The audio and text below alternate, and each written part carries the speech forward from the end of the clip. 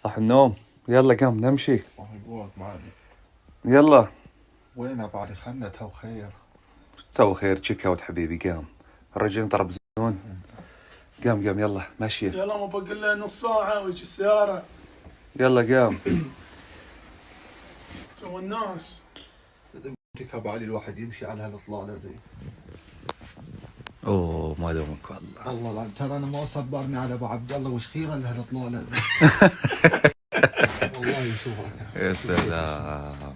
يا كل ما زاد صوت تشخير فتحت الاطلالة ذي وصبرت على قولها. يفتي بس يفتي. لا والله ما لومك ما شاء ما تخلي الله. الواحد ينوم ابو عبد الله. الله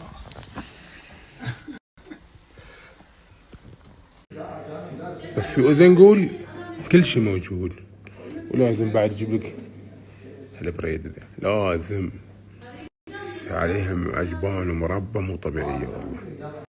واو يا جماعة والله ثلج برد.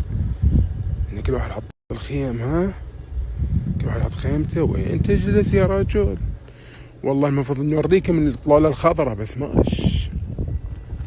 مرة ثانية إن شاء الله بجيكم.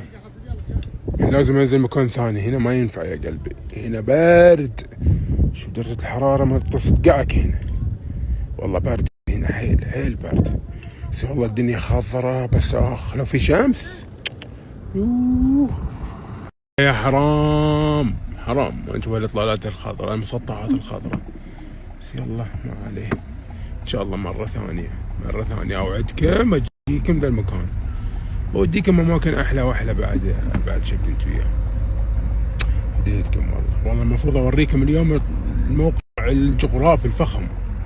الزبدة يا جماعة توني نازل من مرتفعات سلطان مراد، ما قدرت أصبر فوق لأن الجو صراحة بارد وغيم، يعني حيل ما يصلح. نزلت بروح وين؟ ديميري كابي.